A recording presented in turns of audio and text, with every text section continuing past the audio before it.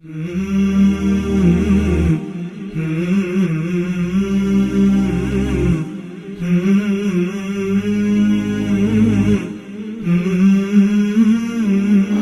علیکم ورحمۃ اللہ وبرکاتہ۔ الحمد للہ رب العالمین، الصلاة والسلام علی رسولہ الکریم وعلی آلہ واصحابہ ومن تبعہم بإحسان الی یوم الدین، اما بعد۔ اعوذ باللہ من الشیطان الرجیم، بسم اللہ الرحمن الرحیم۔ قل هو اللہ احد اللہ الصمد لم یلد ولم یولد ولم یکن له کفوا احد۔ رب اشرح لی صدری ویسر لی امری واحلل عقدۃ من لسانی یفقہوا قولی۔ اللہم لا حول ولا قوة الا بک۔ لائق صد احترام ناظرین و ناظرات، آپ تمام کا دی وے آف سلفیہ کی جانب سے منعقد ہونے والے دی اسٹرانگ فاؤنڈیشن کورس کے دوسرے ایپیسوڈ میں استقبال ہے۔ ناظرین، پہلے ایپیسوڈ میں آپ کے سامنے عقیدہ اور عقیدے کے متعلق بہت ساری بنیادی باتیں رکھی گئی تھیں۔ آج کے درس میں انشاءاللہ ہم عقیدہ توحید کے متعلق چند اہم اور بنیادی باتیں آپ کے سامنے بیان کرنے کی کوشش کریں گے اللہ کی توفیق سے۔ ناظرین، یاد رکھیں کہ توحید دین اسلام کی بنیاد ہے، اور توحید یہ بندے کے اوپر سب سے پہلا فرض ہے جس کا اقرار کرنا، جسے دل و جان سے قبول کرنا ہر مسلمان پر لازم ہے۔ توحید وہ چیز ہے جس کے بغیر انسان دائرہ اسلام میں داخل نہیں ہو سکتا، اور توحید ہی وہ چیز ہے جس کی دعوت کو پہنچانے کے لیے اللہ رب العالمین نے انبیاء علیہم السلام کی ایک بڑی تعداد کو اہل کائنات کی طرف مبعوث فرمایا۔ توحید ہی وہ چیز ہے جس کی بنیاد پر مسلمانوں اور کافروں کے درمیان جنگیں لڑی گئیں، اور جس توحید کی پاسداری کے لیے انگنت اہل اسلام نے اپنی جان اور مال کی قربانیاں پیش کی۔ توحید ہی ایک بنیادی اساس ہے جو ایمان اور کفر کے درمیان فرق کرنے والا ہے، اور توحید ہی وہ اہم عقیدہ ہے کہ انسان اگر اس کے تقاضوں کو پورا کر لے اور اس کے حقوق کو کما حقہ ادا کر دے تو انشاءاللہ اس کے اوپر جہنم حرام ہے، اور اگر توحید کے اندر خلل پیدا ہو جائے، توحید کے اندر جو ہے فساد اور بگاڑ کا وجود ہو جائے تو یاد رکھیں انسان کے اعمال رائگاں اور برباد ہو جاتے ہیں، اور اس کا ہمیشگی کا ٹھکانہ جہنم بن جاتا ہے۔ ناظرین، جب عقیدہ توحید کی اتنی اہمیت ہے تو حقیقی طور پر توحید کسے کہتے ہیں، اس کا معنی اور مفہوم کیا ہے، آئیے ذرا ہم اس پر غور کرتے ہیں۔ توحید کی تعریف کرتے ہوئے علامہ جرجانی رحمہ اللہ نے التعریفات کے اندر ارشاد فرمایا، التوحید ثلاثۃ اشیاء معرفۃ اللہ بالربوبیت و افراد اللہ بالوحدانیت و نفی الانداد منہ جملہ، یعنی توحید تین چیزوں کا نام ہے۔ علامہ جرجانی رحمہ اللہ فرماتے ہیں کہ توحید جو ہے وہ تین چیزوں کا نام ہے: اللہ کی ربوبیت کی پہچان، اس کی وحدانیت کا اقرار، اور تمام شریکوں کی نفی کرنا۔ ایسے ہی شیخ الاسلام محمد بن عبد الوہاب رحمہ اللہ آپ توحید کی تعریف کرتے ہوئے ارشاد فرماتے ہیں، التوحید ہوا افراد اللہ سبحانہ وتعالی بالعبادت، یعنی توحید اکیلے اللہ سبحانہ وتعالی کی عبادت کا نام ہے۔ اور ایسے ہی شیخ ناصر العمر کا کہنا ہے کہ التوحید شرعا افراد اللہ بحقوقہ وللہ ثلاثۃ حقوق، حقوق ملک و حقوق عبادت و حقوق اسماء و صفات، یعنی شریعت میں توحید اس کو کہتے ہیں کہ اللہ کے حقوق اکیلے اللہ کو دی جائیں، اللہ کے جتنے بھی حقوق ہیں ان تمام حقوق میں اللہ کو ایک مانا جائے۔ اور آگے چل کے آپ کہتے ہیں اللہ کے حقوق تین طرح کے ہیں۔ پہلا کیا ہے؟ ملکیت کا حق، یعنی تمام کائنات اور جہان کا مالک اللہ ہے، اس ملکیت کا حق اللہ کو دیا جائے، عبادت کا حق یعنی عبادت کی ساری قسمیں جو ہیں اللہ کے لیے کی جائیں اور یہ عبادت کا حق اللہ کو دیا جائے، اسماء و صفات کا حق یعنی اللہ کے جو اسماء حسنہ اور صفات علا یعنی اللہ کے جو اچھے اچھے نام ہیں اور اللہ رب العالمین کی جو اعلیٰ صفات ہیں ان تمام کا حق اللہ کو دیا جائے، اس میں کسی کو شریک نہ کیا جائے۔ اب اگر ان تینوں تعریفات کو ہم جمع کریں تو توحید کا مفہوم کچھ اس طرح سے واضح ہوگا کہ اکیلے اللہ رب العالمین کو کائنات کا خالق مالک ماننا، تمام عبادات صرف اسی کے لیے بجا لانا اور اس کے اسماء و صفات میں اسے یکتا اکیلا اور تنہا تسلیم کرنا، یہ جو ہے توحید کی تعریف اور توحید کا معنی اور مفہوم ہے۔ اللہ اکبر۔ کلمہ توحید یعنی کلمہ لا الہ الا اللہ، یہ آپ یاد رکھیں۔ جب کلمہ توحید بولا جائے تو کلمہ توحید سے مراد کیا ہوتا ہے؟ کلمہ لا الہ الا اللہ، جسے کلمہ شہادت بھی کہتے ہیں۔ کلمہ توحید وہ کلمہ ہے جس کی دعوت لے کر تمام انبیاء اور رسول اس دنیا میں آئے، اور یہ کلمہ جو ہے دو اجزاء پر منقسم ہے، یا کہہ لیجئے کہ کلمہ توحید کے دو جز ہیں، دو حصے ہیں، دو پارٹ ہے۔ پہلا پارٹ لا الہ اور دوسرا پارٹ کیا ہے؟ الا اللہ۔ یعنی پہلے پارٹ میں لا الہ جب کہا جاتا ہے تو بندہ اس میں کائنات کے اندر جن کی بھی عبادت کی جاتی ہے ان تمام معبودان باطلہ کے معبود ہونے کا انکار کرتا ہے۔ لا الہ، کوئی معبود نہیں، جب یہ ہم کہتے ہیں تو یعنی کائنات کے اندر جس کی بھی عبادت کی جاتی ہے ان تمام کی عبادتوں کی نفی کی جاتی ہے۔ اس کے بعد بندہ کہتا ہے الا اللہ، دوسرا جز اس میں اثبات ہے، یعنی معبود تو ہے لیکن حقیقی معبود، سچا معبود کون ہے؟ وہ اللہ رب العالمین کی ذات ہے۔ اللہ اکبر۔ یاد رکھیں کہ لا الہ الا اللہ جو کلمہ توحید ہے یہ دو حصوں میں بٹا ہوا ہے، دو پارٹ میں ہے، دو جز میں ہے۔ پہلے جز نفی پر دلالت کرتی ہے اور دوسرا جز جو ہے اثبات پر۔ نفی یعنی تمام معبودان باطلہ کی نفی کی جاتی ہے اور اثبات اللہ کے لیے معبود ہونے کا اثبات کیا جاتا ہے۔ تو لا الہ الا اللہ کا معنی کیا بنا؟ لا الہ الا اللہ، کہ اللہ کے علاوہ کوئی معبود حقیقی، کوئی معبود برحق، کوئی سچا معبود نہیں ہے۔ اب یاد رکھیں قرآن مجید نے اسی چیز کو بیان کیا ہے کہ کائنات کے اندر تو معبود کئی ہو سکتے ہیں، عبادتیں کئی کی جا سکتی ہے، لیکن سچا اور حقیقی معبود برحق اگر کوئی ہے تو اللہ رب العالمین ہے۔ قرآن مجید کی اگر ہم تلاوت کریں تو اللہ رب العالمین نے قرآن مجید سورۃ البقرہ کی سورۃ الحج کی آیت نمبر 62 میں اللہ رب العالمین نے ارشاد فرمایا ذَلِكَ بِأَنَّ اللَّهَ هُوَ الْحَقُّ وَأَنَّ مَا يَدْعُونَ مِن دُونِهِ هُوَ الْبَاطِلُ وَأَنَّ اللَّهَ هُوَ الْعَلِيُّ الْكَبِيرُ، کہ یہ سب اس لیے ہے کہ اللہ ہی برحق ہے، یعنی حقیقی اور سچا معبود کون ہے؟ اللہ رب العالمین ہے، اور اس کے علاوہ جن کو بھی پکارا جاتا ہے یہ سب کے سب باطل ہے، یہ سب کے سب کیا ہے؟ جھوٹے ہیں۔ اور کلمہ توحید کے اسی مفہوم کو اہل مکہ نے سمجھا تھا، یعنی اللہ کے علاوہ سارے معبود باطل اور جھوٹے ہیں اور اللہ ہی حقیقی برحق اور سچا معبود ہے۔ آپ پڑھیں قرآن مجید سورہ صاد کی آیت نمبر 5 میں اللہ رب العالمین نے کہا، جب اللہ کے نبی صلی اللہ علیہ وسلم نے لوگوں کو لا الہ الا اللہ کی دعوت دی، ایک اللہ کی دعوت کی طرف بلایا، ایک اللہ کی عبادت کی طرف بلایا، کلمہ توحید کی طرف بلایا، تو لوگوں نے کیا کہا؟ اجعل الآلہۃ الہا واحدا ان ھذا لشیء عجاب، کہ کیا محمد صلی اللہ علیہ وسلم کہتے ہیں کہ سارے معبودوں کو چھوڑ دو، ایک اللہ کی عبادت کرو؟ یہ تو بڑی عجیب و غریب بات ہے۔ اور مزید اللہ رب العالمین نے سورہ صافات کی آیت نمبر 36، سورۃ الصافات آیت نمبر 36 میں اللہ نے کہا اِنَّا لَتَارِكُ آلِهَتِنَا لِشَاعِرٍ مَجْنُونٍ، اِنَّا لَتَارِكُ آلِهَتِنَا لِشَاعِرٍ مَجْنُونٍ، کیا ہم ان تمام معبودوں کو چھوڑ دیں ایک پاگل اور دیوانے کی وجہ سے؟ اللہ اکبر۔ تو کلمہ لا الہ الا اللہ کا معنی اور مفہوم یہ ہے کہ حقیقی اور سچا معبود صرف اور صرف اللہ رب العالمین ہے.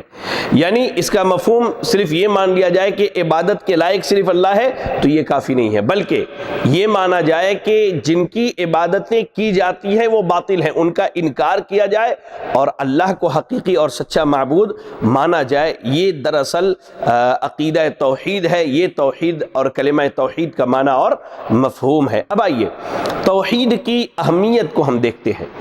سب سے پہلی چیز، توحید تمام انبیاء اور رسل کی دعوت کا نقطۂ آغاز رہا ہے. میں نے اس سے پہلے بھی گزشتہ ایپیسوڈ میں آپ کے سامنے ایک بات کہی تھی کہ انبیاء علیہم السلام نے اپنی قوم میں پائی جانے والی خرابیوں اور بیماریوں کا جب علاج کیا تو ان میں سب سے زیادہ اگر کسی چیز کی طرف توجہ دی تو ان کے عقیدہ اور عقیدہ توحید کی طرف توجہ دی. آپ پڑھیں قرآن مجید، اللہ رب العالمین نے سورۃ الاعراف کی آیت نمبر 59 میں 59 میں اللہ رب العالمین نے ارشاد فرمایا لقد ارسلنا نوحا الى قومه فقال یا قوم اعبدوا اللہ ما لکم من الہ غیرہ.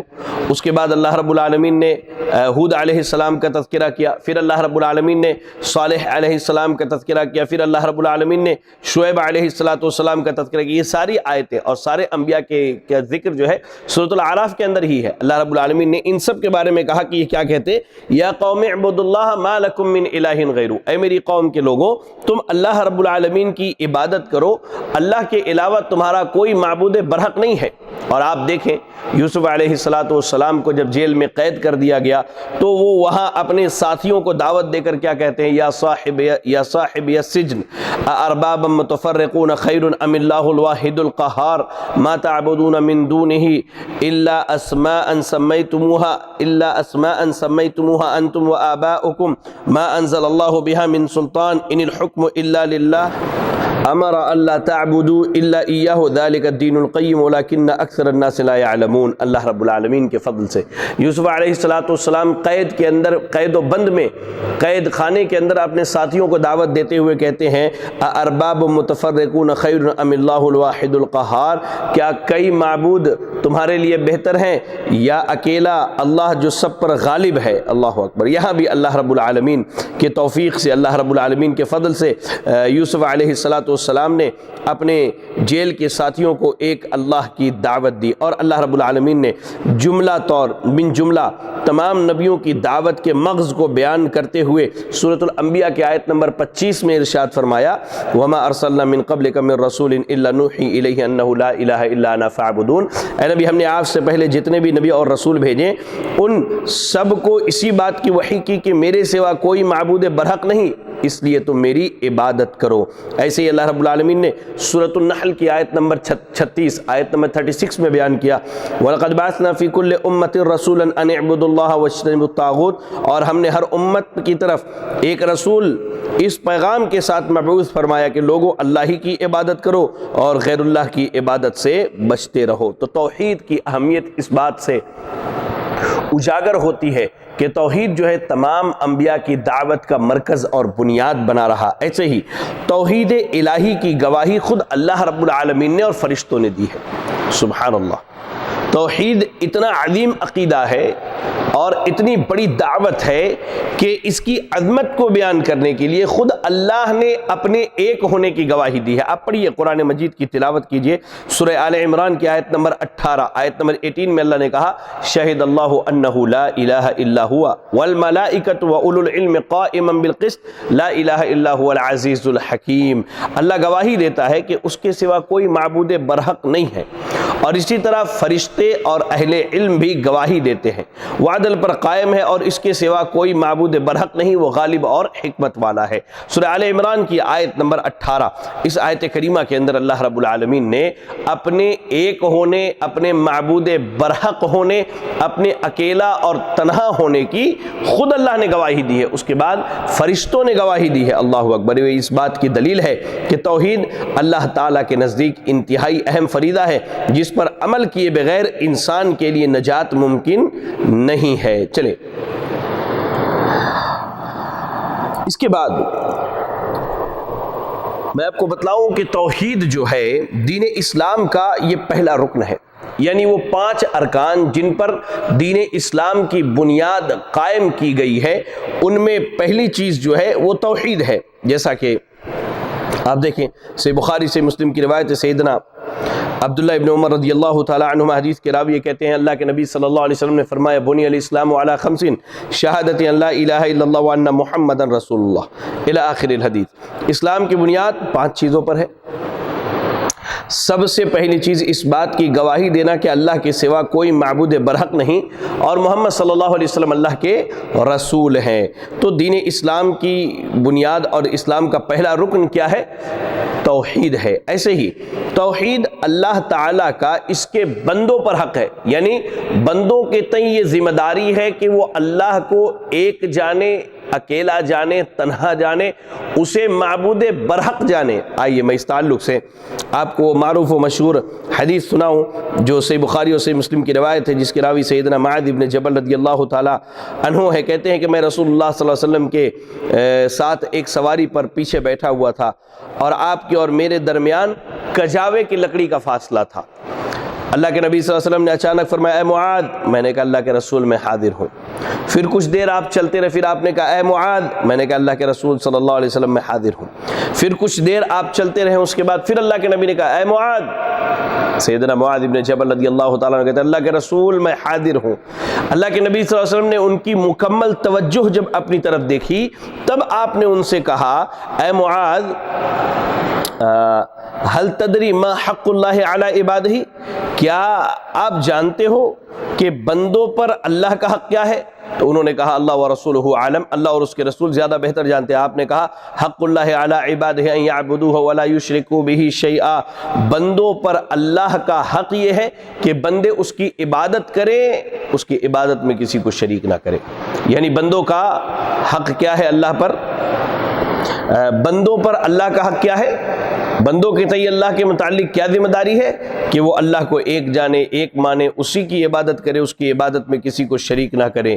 پھر اللہ کے نبی صلی اللہ علیہ وسلم کچھ دیر چلتے رہے، اس کے بعد کہا یا معاذ، اے معاذ، کہتے اللہ کے رسول صلی اللہ علیہ وسلم میں حاضر ہو۔ کہا حل تدری ما حق اللہ علی العباد اذا فعلوہ، کیا تمہیں معلوم ہے کہ اگر وہ ایسا کر لیں تو اللہ تعالیٰ پر بندوں کا حق کیا ہے؟ تو انہوں نے کہا اللہ اور اس کے رسول جانتے ہیں۔ کہا حق اللہ، حق العباد علی اللہ اللہ یعذبہم، کہ اللہ پر بندوں کا حق یہ ہے کہ وہ انہیں عذاب میں مبتلا نہ کرے۔ تو اس حدیث سے یہ معلوم ہوا کہ اللہ تعالیٰ کا سب سے بڑا اور سب سے پہلا حق یہ ہے کہ اسی کو معبود مانے، سب کی سب عبادت اسی کے لیے خاص کرے، اس میں کسی کو شریک نہ ٹھہرائے۔ اور یہ بھی معلوم ہوا اس حدیث سے کہ اگر بندے اللہ کے اس حق کو ادا کرتے ہیں تو اللہ پر یہ حق بنتا ہے، اللہ کی ذمہ داری بنتی ہے کہ اللہ رب العالمین ایسے بندوں کو عذاب نہ دے، بلکہ اللہ نے انہیں جنت میں داخل کرنے کی ذمہ داری لی ہے۔ اللہ اکبر۔ آپ یاد رکھیں جس طرح اسلام کا پہلا رکن توحید ہے، ویسے ہی ایمان کا آغاز بھی توحید سے ہی ہوتا ہے۔ آپ مسیب رضی اللہ تعالی عنہ کی اس حدیث پر غور کریں جس میں ابو طالب کے وفات کا تذکرہ کیا گیا۔ صحیح بخاری صحیح مسلم کی روایت ہے کہ جب ابو طالب کی وفات کا وقت آیا تو رسول اکرم صلی اللہ علیہ وسلم ان کے پاس آئے اور آپ نے دیکھا کہ ابو جہل اور عبداللہ ابن ابو امیہ بھی ان کے پاس بیٹھے ہوئے ہیں۔ چنانچہ اپنے چچا سے آپ نے کہا یا عمی قل لا الہ الا اللہ کلمۃ اشہد لک بہا عند اللہ، اے چچا آپ لا الہ الا اللہ کے اقرار کر لیں، یہ ایک ایسا کلمہ ہے جس کے بنا پر میں اللہ کے ہاں آپ کے حق میں گواہی دوں گا۔ اس پر ابو جہل اور عبداللہ ابن امیہ کہنے لگے دونوں اے ابو طالب کیا تم عبد المطلب کے دین کو چھوڑ دو گے؟ تو رسول اکرم صلی اللہ علیہ وسلم بار بار کہتے تھے قل لا الہ الا اللہ قل لا الہ الا اللہ قل لا الہ الا اللہ، لیکن ابو طالب نے کہا کہ وہ دین عبد المطلب پر قائم ہے اور اسی پر ان کی وفات ہوئی اور انہوں نے لا الہ الا اللہ کا اقرار نہیں کیا۔ تو اس حدیث سے یہ معلوم ہوتا ہے کہ ایمان کی ابتدا توحید سے ہوتی ہے اور کلمہ توحید کے اقرار سے ہی ایک غیر مسلم دائرہ اسلام میں داخل ہو سکتا ہے اور اسی توحید کی بنا پر وہ اللہ رب العالمین کے عذاب سے نجات پا سکتا ہے۔ یہ تو توحید کی اہمیت ہوئی۔ آئیے ذرا کلمہ توحید یا کہہ لیجئے کہ کلمہ لا الہ الا اللہ یا عقیدہ توحید کی فضیلت پر میں آپ کو کچھ بنیادی باتیں بتاؤں۔ سب سے پہلی چیز یہ کہ توحید کا دل سے سچے طور پر اقرار کرنے والا شخص جنت میں جائے گا۔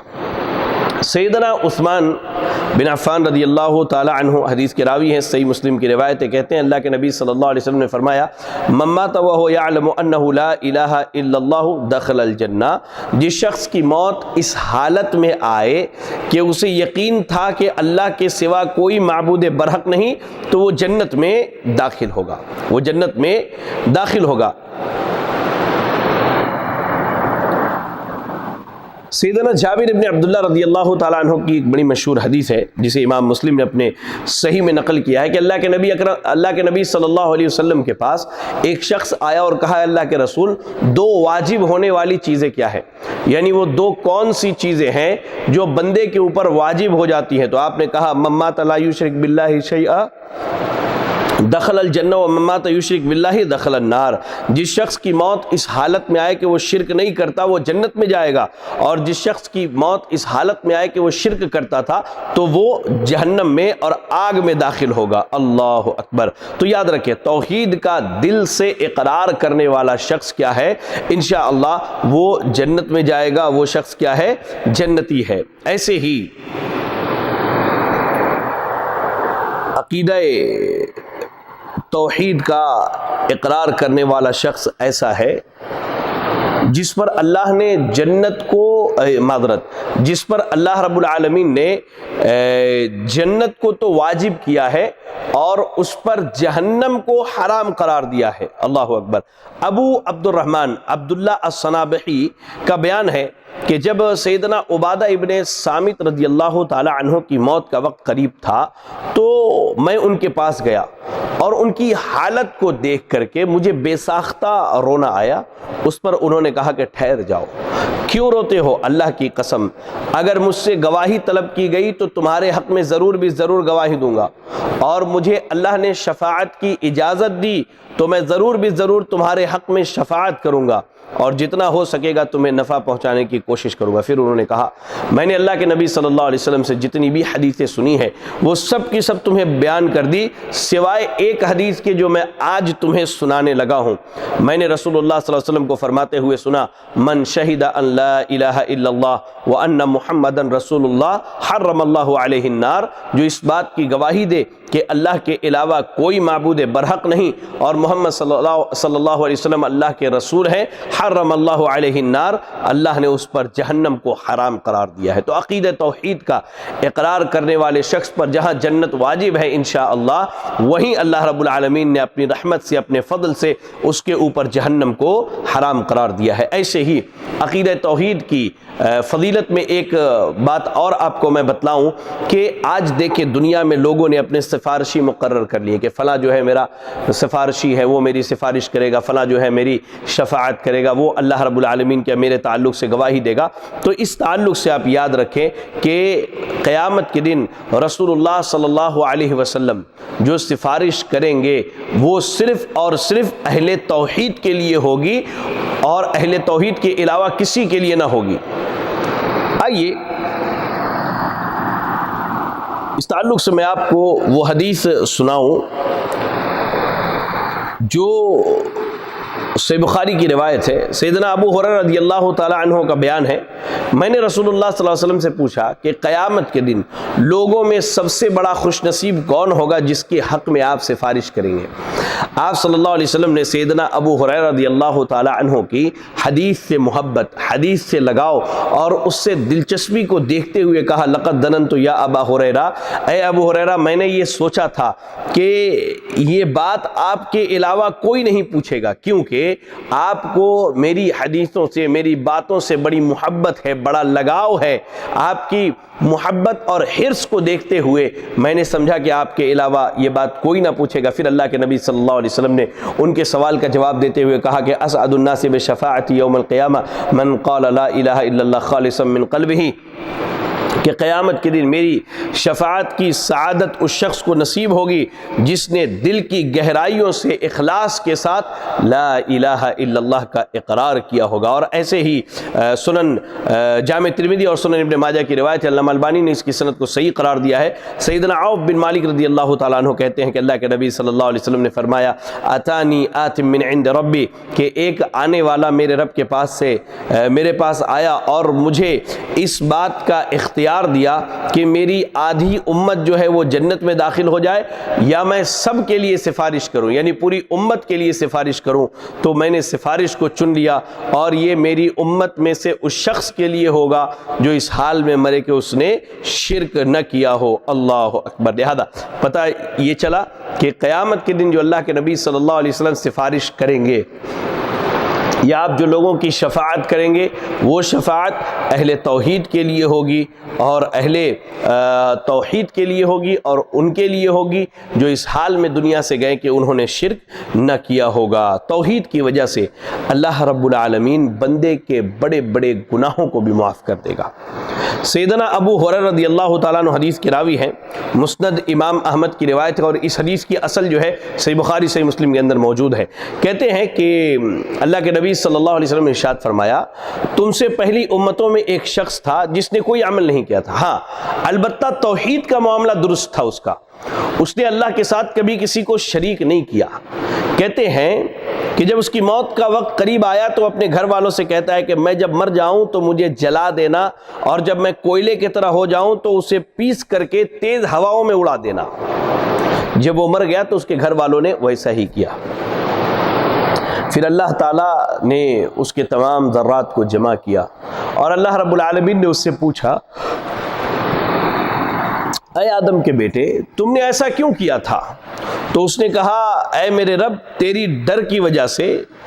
تو اللہ رب العالمین نے اس کی مغفرت کر دی حالانکہ اس نے توحید کے علاوہ کوئی بھی عمل نہیں کیا تھا۔ اللہ اکبر۔ تو یاد رکھیں توحید کی یہ برکت ہے کہ اللہ رب العالمین جو ہے اس کے ذریعہ بڑے بڑے گناہوں کو معاف کر دیتا ہے، حتیٰ کہ اگر دنیا میں انسان گناہ کبیرہ کا مرتکب ہو جائے اور بغیر توبہ کے مر جائے لیکن وہ اہل توحید میں سے ہے تو وہ جہنم میں سے نکال کر کے جنت میں داخل کیا جائے گا۔ سیدنا جابر ابن عبداللہ رضی اللہ تعالیٰ عنہ حدیث کے راوی ہے، مسند امام احمد کی روایت ہے اور ایسے ہی جامع ترمذی کی اور حدیث حسن صحیح درجے کی ہے۔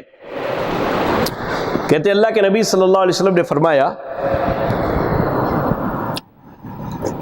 يعذب ناس من اہل التوحید فی النار حتى يكون فيها حمما ثم تدركهم الرحمة فيخرجون ويطرحون على ابواب الجنة قال فيرش عليهم اہل الجنة الماء فينبتون كما ينبت الغثاء في حمالة السيل ثم يدخلون الجنہ۔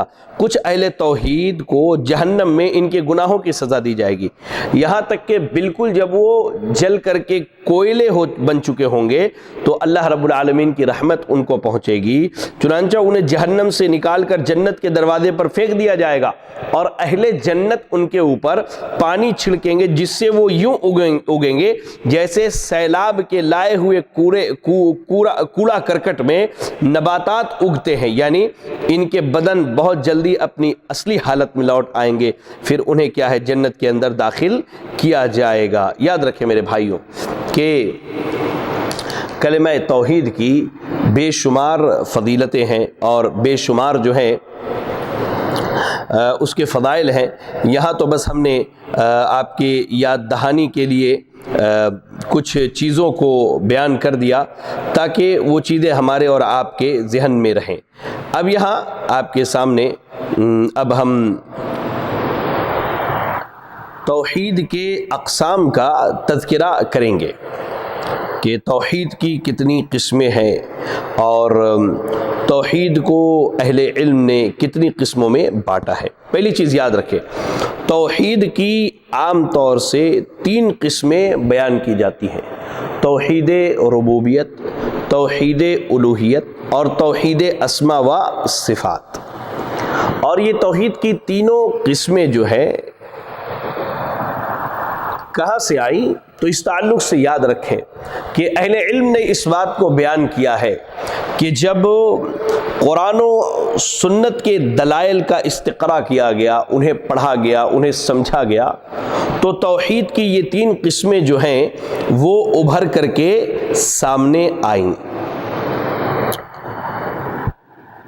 توحید کی پہلی قسم توحید ربوبیت۔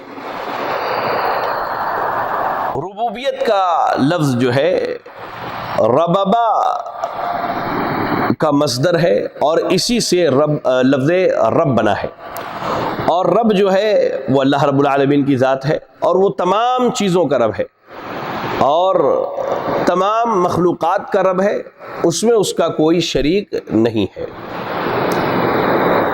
اصطلاحی طور پر کہتے ہیں توحید ربوبیت کا معنی یہ ہے کہ اللہ رب العالمین کو اس کے افعال میں جو اس کے ساتھ خاص ہیں ان میں ایک جاننا، مثال کے طور پر خلق، ملک اور تدبیر، ان 3 چیزوں میں، اور اس کے علاوہ جیسے رزق، قبض اور بسط، مارنا، جلانا، دوبارہ اٹھانا، نفع پہنچانا، نقصان پہنچانا، ان تمام ربوبیت کے جتنے بھی معنی ہیں ان سب میں اللہ رب العالمین کو ایک جاننا، ٹھیک ہے، ان سب میں اللہ رب العالمین کو ایک جاننا۔ شیخ الاسلام امام ابن تیمیہ رحمہ اللہ فرماتے ہیں والرب، رب کسے کہتے ہیں؟ هو الذی یربی عبدہ فیدبرہ، کہ رب وہ ہے جو اپنے بندوں کا رب ہے اور ان کے معاملات کی وہ تدبیر کرنے والا ہے۔ تو اللہ رب العالمین کو اس کے خلق میں، اس کے ملک میں اور اس کی تدبیر میں ایک جاننا، یہ کیا ہے؟ یہ توحید ربوبیت ہے۔ اور اس کے تابع اللہ کی جتنی بھی صفات ہیں، جیسے اللہ کا رازق ہونا، اللہ کا بندوں کو پکڑنا، اللہ کا بندوں کو چھوڑ دینا، اللہ کا بندوں کو موت دینا، اللہ رب العالمین کا بندوں کو زندگی دینا، ایسے ہی موت کے بعد دوبارہ اٹھانا، بندوں کو نفع پہنچانا، ان سے مصائب کو دور کرنا، بندوں کو بیمار کرنا، انہیں شفا دینا، اور اس کے علاوہ جتنی صفات جو ربوبیت پر دلالت کرتی، ان تمام صفات میں کیا ہے؟ اللہ تعالیٰ کو اکیلا جاننا، اکیلا ماننا۔ آئیے اب ہم ان 3 امور پر بات کریں گے، اللہ کا خالق ہونا، اللہ کا مالک ہونا اور اللہ کا مدبر ہونا۔ تو پہلی چیز، اللہ رب العالمین کو اس کی تخلیق، اس کے صفت خلق میں، یعنی اللہ رب العالمین کے خالق ہونے میں اللہ تعالیٰ کو اکیلا جاننا، اکیلا ماننا۔ اس کی دلیل کیا ہے؟ سورۃ الاعراف کی آپ تلاوت کیجئے۔ اللہ رب العالمین نے سورۃ الاعراف کی آیت نمبر 54 میں کہا الا لہ الخلق والامر تبارک اللہ رب العالمین، کہ تمام چیزوں کا پیدا کرنے والا اللہ تعالیٰ ہے اور ان تمام چیزوں میں حکومت بھی اللہ کی ہے، وہ اللہ بڑی برکتوں والا ہے اور تمام جہان کا رب ہے۔ ایسے ہی سورۃ الحشر کی آیت نمبر 24، آیت نمبر 24 میں اللہ نے کیا کہا؟ وَهُوَ اللَّهُ الْخَالِقُ الْبَارِئُ الْمُصَوِّرُ، اللہ وہ ہے جو خالق ہے، اللہ وہ ہے جو خالق ہے۔ اللہ اکبر۔ تو ان دونوں آیتوں کے اندر اللہ رب العالمین نے اپنے صفت خلق کو بیان کیا ہے۔ ایسے ہی اللہ رب العالمین کو اس کے ملک میں، یعنی اس کی بادشاہت میں، اس کی حاکمیت میں ایک جاننا، اکیلا جاننا۔ اس کی دلیل سورہ آل عمران آیت نمبر 26 اللہ نے کیا کہا؟ قل اللہم مالک الملک تؤتی الملک من تشاء وتنزع الملک ممن تشاء، کہہ دو اے اللہ تو تمام مالک الملک ہے، تو یعنی تمام قسم کی بادشاہت تیرے لیے ہے، تو ان کا مالک ہے، تو جسے چاہتا ہے حکومت اور بادشاہت عطا کرتا ہے اور تو جس سے چاہتا ہے حکومت اور بادشاہت کو چھین لیتا ہے۔ سورۃ الملک کی پہلی آیت پڑھی آپ، اللہ نے کیا کہا؟ تبارک الذی بیدہ الملک وہو علی کل شیء قدیر، بڑی برکت والا ہے وہ اللہ تعالیٰ جس کے ہاتھ میں تمام جہان کا ملک ہے، تمام جہان کی بادشاہت ہے اور وہ ہر چیز پر قادر ہے۔ چلے اس کے بعد تیسری چیز جو تھی وہ یہ کہ اللہ کو اکیلا اور تنہا مدبر ماننا، یعنی جب اللہ تعالیٰ پیدا کرنے والا ہے، جب اللہ رب العالمین ہمارا مالک ہے، تو ہمارے تمام تر امور میں تدبیر کرنے والا اور ان تمام تر امور کو کہہ لیجئے ان کا انتظام و انصرام کرنے والا اکیلا اللہ تعالیٰ ہے۔ اللہ اکبر۔ اللہ رب العالمین نے سورہ یونس کی آیت نمبر 3 میں ارشاد فرمایا ثم استوى على العرش يدبر الامر، اللہ رب العالمین مستوی عرش ہوا اور وہی ہے جو تمام امور کی تدبیر کرتا ہے۔ تو یہ جو 3 صفات ہیں اللہ رب العالمین کی، ان تینوں صفات میں اللہ تعالیٰ کو اور اس کے علاوہ جتنی بھی صفات ہیں ان سب میں اللہ کو ایک ماننا، یہ توحید ربوبیت ہے۔ آپ کو معلوم ہونا چاہیے کہ مکہ کے جو مشرکین تھے اور کہہ لیجئے کہ دنیا کے اندر جتنے بھی شرک کرنے والے ہیں قریب یہ سارے جو ہیں اللہ رب العالمین کی توحید ربوبیت کا اقرار کرتے ہیں، بلکہ بعض اہل علم نے تو یہاں تک کہا کہ کائنات کی ساری مخلوقات جو ہے اللہ کی ربوبیت کا اقرار کرتی ہیں، حتیٰ کہ کفار و مشرکین بھی اس چیز کا اقرار کرتے ہیں۔ جیسے اس کی دلیل کے طور پہ اللہ نے سورہ لقمان آیت نمبر 25 آیت نمبر 25 میں کہا وَلَئِن سَأَلْتَهُم مَّن خَلَقَ السَّمَاوَاتِ وَالْأَرْضَ لَيَقُولُنَّ اللَّهُ، اگر آپ ان سے پوچھ لیں آسمان و زمین کا رب کون ہے تو یہ کہیں گے اللہ رب العالمین ہے۔ سورۃ المؤمنون آیت نمبر 88 اور 89 88 اور 89 میں کہا اللہ نے قُلْ مَن بِيَدِهِ مَلَكُوتُ كُلِّ شَيْءٍ وَهُوَ يُجِيرُ وَلَا يُجَارُ عَلَيْهِ إِن كُنتُمْ تَعْلَمُونَ سَيَقُولُونَ لِلَّهِ، آپ ان سے پوچھ لیجئے کہ تمام چیزوں کی بادشاہت کس کی ہے، وہ پناہ دیتا ہے، اس کے مقابلے میں پناہ کوئی نہیں دے سکتا، اگر تم جانتے ہو تو کہیں گے وہ اللہ رب العالمین ہے۔ حتیٰ کہ ابلیس بھی اللہ رب العالمین کی ربوبیت کا اقرار کرتا تھا۔ اللہ نے سورۃ الحجر کی آیت نمبر 39 آیت نمبر 39 میں کہا قال رب بما اغویتنی، کہا اے میرے رب، تو وہ اللہ رب العالمین کو رب مانتا تھا۔ اللہ اکبر۔ توحید ربوبیت کے جاننے کے بعد اب ہم آپ کے سامنے توحید کی جو دوسری قسم ہے توحید الوہیت، اس کا تذکرہ کرنا مناسب سمجھتے ہیں۔ توحید الوہیت سے مراد کیا ہے؟ توحید الوہیت سے مراد یہ ہے کہ پختہ طور پر یہ اعتقاد رکھا جائے کہ معبود برحق صرف اللہ تعالیٰ ہے، اس کے علاوہ جتنے بھی معبود ہیں وہ سب کے سب باطل ہیں، اور عبادت کی جتنی بھی قسمیں ہیں چاہے وہ ظاہری و باطنی ہو، جیسے نماز پڑھنا، روزہ رکھنا، زکوٰۃ دینا، حج کرنا، ایسے ہی دعا کرنا، مدد طلب کرنا، نظر ماننا، ذبح کرنا، توکل کرنا، خوف کھانا، امید رکھنا، محبت کرنا، تمام ظاہری اور باطنی یعنی بدنی اور قلبی، ان تمام عبادتوں کو صرف اور صرف اللہ کے لیے خاص کرنا، اور عبادت کی کسی قسم کو بھی اللہ کے علاوہ کسی کے لیے نہ خاص کیا جائے اور اس میں کسی کو شریک نہ کیا جائے۔ توحید کی اسی قسم کو توحید عبادت بھی کہتے ہیں۔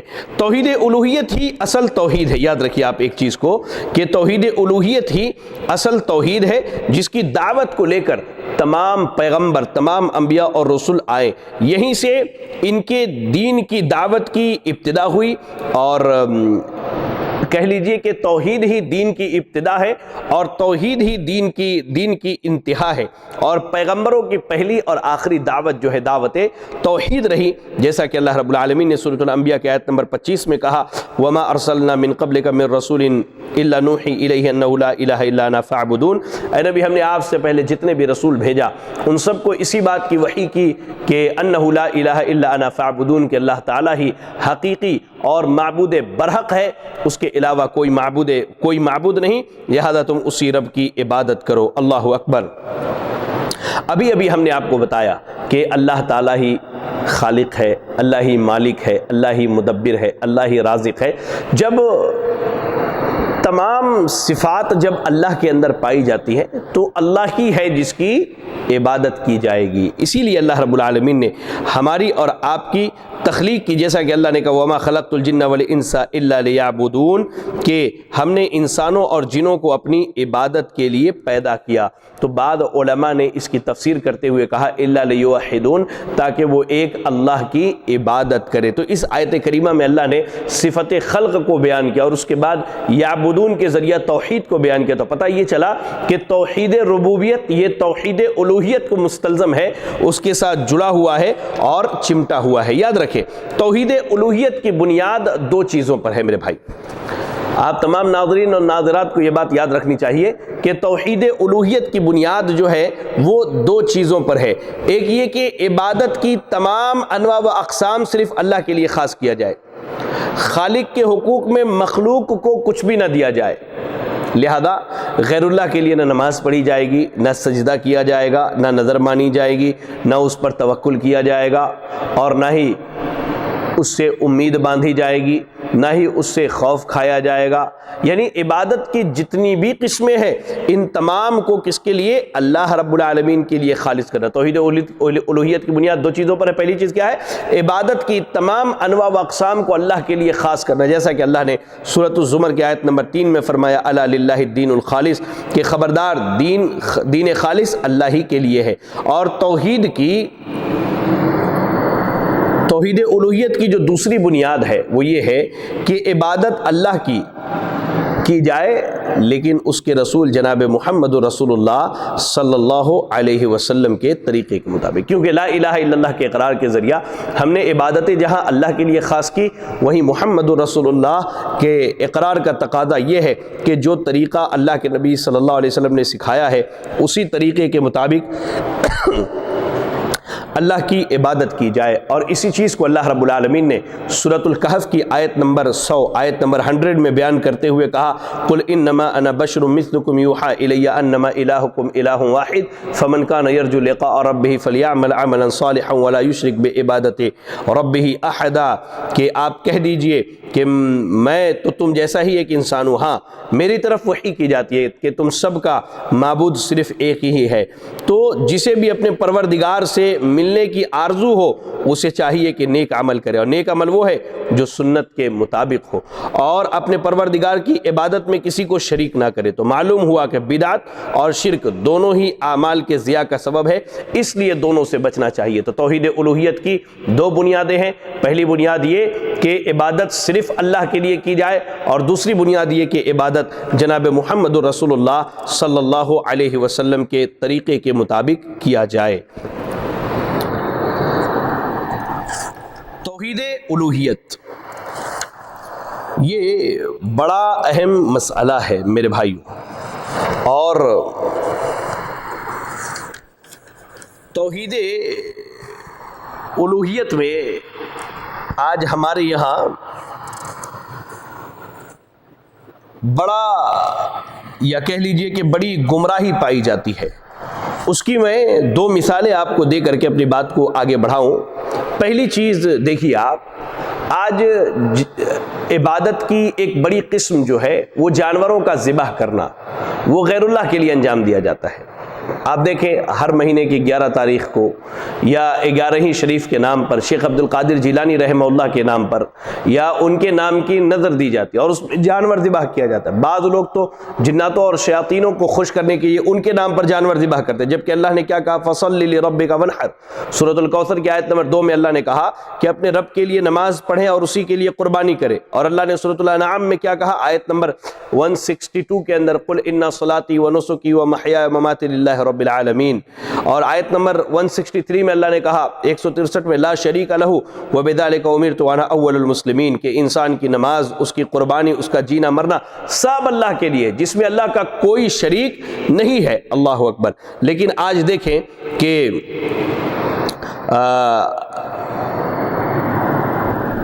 جانور جو ہے غیر اللہ کے نام پر ذبح کیا جا رہا ہے، اور ایسے ہی ایک بڑی عبادت جو ہے نذر و نیاز اور چڑھاوا چڑھانا، یہ صرف اللہ کے لیے ہونی چاہیے۔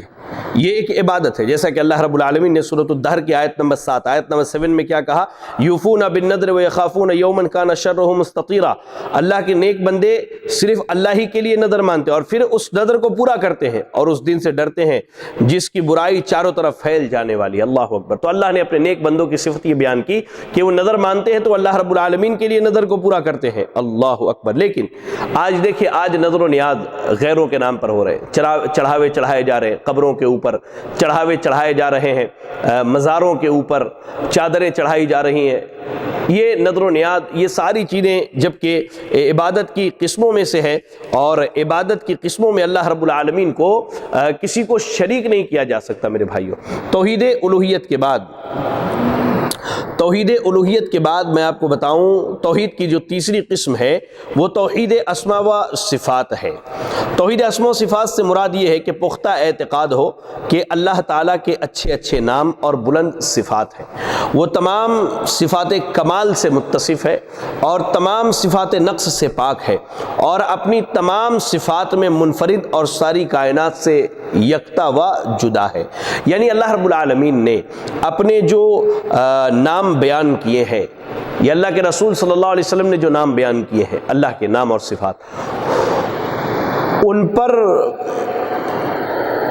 اعتقاد رکھا جائے، اور ان اچھے اور یہ یقین رکھا جائے کہ اللہ کے جتنے بھی نام ہیں وہ اسماء حسنہ ہے، یعنی اچھے اچھے نام ہیں، اور اللہ کی جتنی صفاتیں وہ صفات علا ہے، یعنی وہ بلند صفات ہیں، اور ان تمام صفات میں اللہ تعالیٰ کمال سے متصف، یعنی وہ صفات اللہ کی مکمل ہیں، ان میں کسی طرح کا کوئی نقص اور کمی نہیں پائی جاتی، اور اللہ اپنے تمام صفات میں منفرد ہے، اکیلا ہے، اس میں اللہ کا کوئی شریک نہیں۔ اسماء و صفات پر ایمان لانے کا طریقہ یہ ہے کہ ان تمام اسماء و صفات پر من وعن ایمان لایا جائے جو اللہ تعالیٰ نے خود اپنے لیے بیان کیے ہیں، اور جو اللہ کے رسول صلی اللہ علیہ وسلم نے اللہ کے لیے بیان کیے، بغیر تمثیل، یعنی اس کی انسانوں سے تشبیہ نہ دی جائے، بغیر تکییف کے، یعنی ان صفات کی اور ان ناموں کی کیفیت نہ بیان کی جائے، بغیر تعطیل کے، تعطیل یعنی اللہ کے صفات میں سے کسی چیز کا انکار نہ کیا جائے، اور بغیر تحریف کے،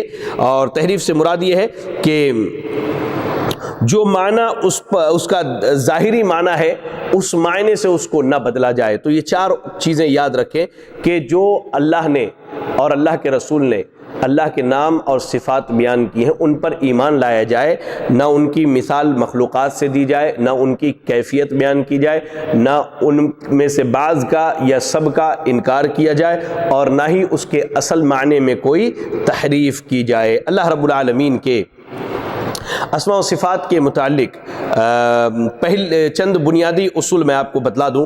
پہلا اصول یہ ہے کہ اللہ کے جتنے بھی نام ہیں وہ حسنہ ہیں، اور جتنے صفات ہیں وہ علیہ ہیں، یعنی اللہ کے نام جو ہے وہ اچھے ہیں، اور اللہ رب العالمین کی جو صفات ہیں وہ بلند ہیں۔ اللہ نے قرآن مجید سورۃ الاعراف کی آیت نمبر 180 میں فرمایا للہ الاسماء الحسنى فادعوہ بها وذروا الذین یلحدون فی اسمائہ، اللہ کے اچھے اچھے نام ہیں، لہذا ان ناموں سے اللہ کو پکارو، اور جو اللہ کے نام میں الحاد کے شکار ہیں انہیں چھوڑ دو۔ ایسے اللہ نے سورۃ النحل میں فرمایا للہ المثل الاعلی، اللہ کے جو ہیں اللہ کے لیے جو ہے بہت بلند صفات ہیں۔ تو اللہ کے نام اور صفات کیا ہے؟ وہ حسنہ ہیں اور صفات علیہ ہیں، بلند ہیں۔ دوسری چیز، اللہ کے تمام اسماء و صفات توقیفی ہیں، یعنی اللہ کے جو بھی نام اور جو بھی صفات جو اللہ اور اس کے رسول نے بیان کیے ہیں یہ سب کے سب جو ہیں توقیفی ہیں، ان میں انسان کے عقل کا دخل نہیں ہے۔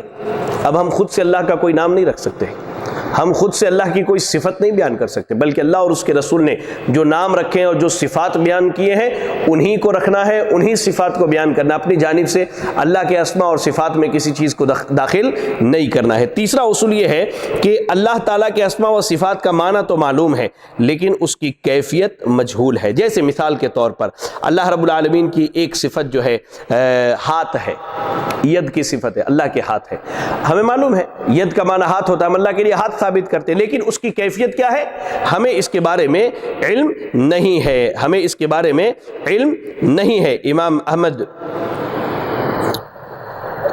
امام مالک رحمہ اللہ نے اس بارے میں بڑی بہترین بات کی ہے کہ اللہ کی جب صفت استوا کی بات کی گئی کہ اللہ تعالیٰ مستوی عرش ہے، تو اللہ کیسے مستوی عرش ہے؟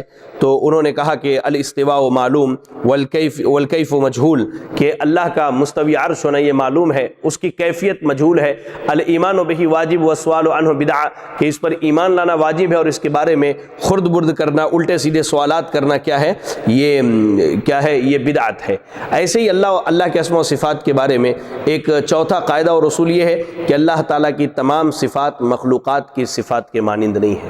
اللہ کی جتنی بھی صفات ہیں وہ مخلوقات کے صفات کے معنی نہیں. جیسے ایک مثال دیتا ہوں, اللہ نے سورۃ الشورى کی آیت نمبر 11 آیت نمبر 11 میں کیا کہا؟ لیس کمثلہ شیء وہو السمیع البصیر, اللہ کے مثل کوئی نہیں اور اللہ سننے والا اور دیکھنے والا ہے. دیکھیں پہلے یہاں پر اللہ کی مماثلت کی نفی کی گئی, لیس کمثلہ شیء, اللہ کے مثل کوئی نہیں, نہ کوئی نبی, نہ کوئی ولی, نہ کوئی بزرگ کائنات کی کوئی چیز. وہو السمیع البصیر, اللہ سننے والا اور دیکھنے والا ہے. اچھا ایک چیز ہے, انسان بھی سنتا ہے اور انسان بھی دیکھتا ہے, لیکن اللہ کا سننا اور اللہ کا دیکھنا اور انسان کا سننا اور انسان کا دیکھنا اس کی مثال ہی نہیں دی جا سکتی. مثال کے طور پر آپ یوں سمجھیے کہ اللہ تعالیٰ کا جو سننا ہے وہ لامحدود ہے, انسانوں کا سننا محدود ہے. آپ 2 کلومیٹر 3 کلومیٹر کی آواز سن سکتے ہیں. اچھا آپ ایک وقت میں 2 آدمی کی بات سن سکتے ہیں, 3 کی, اس سے زیادہ کی نہیں. اچھا دیکھنا بھی محدود ہے. اللہ تعالیٰ تو پتھر کے نیچے دبے ہوئے چھوٹے چھوٹے کیڑے مکوڑوں کی حرکتوں سے واقف ہے. درخت کا کوئی پتا بغیر اللہ کے علم کے نہیں گرتا, لیکن انسان کا دیکھنا محدود ہے جبکہ اللہ کا دیکھنا لامحدود ہے. اس لیے اللہ رب العالمین کی جو صفات ہے وہ مخلوقات کے مانند نہیں. تو اسماء و صفات کے باب میں یہ 4 بنیادی اصول یاد رکھیں. پہلی چیز کہ اللہ کے جتنے بھی نام ہیں وہ حسنہ ہیں اور جتنی بھی صفات ہیں وہ علیہ ہے. دوسری چیز اللہ رب العالمین کے اسماء و صفات توقیفی ہیں, وہ اللہ اور اللہ کی جانب سے اس میں انسان کا کوئی دخل نہیں ہے. تیسری چیز اللہ کے تمام اسماء و صفات کا معنی معلوم ہے لیکن اس کی کیفیت, اس کی حالت مجہول ہے. اور چوتھی چیز جو ہے اللہ کی صفات مخلوق کے صفات کے مانند نہیں ہے. چلے تو یہ کچھ باتیں تھی توحید کے تینوں اقسام کے تعلق سے. انشاءاللہ یہ جو باتیں بیان کی گئی کچھ اہم اور بنیادی باتیں میں نے بیان کی اور مختصراً توحید کی قسموں کو میں نے بیان کیا ہے تاکہ وقت کا بھی خیال رکھا جائے اور آپ ناظرین اور ناظرات کے ذہن پر اور دماغ پر جو ہے باتیں بہت زیادہ بوجھ نہ بنے.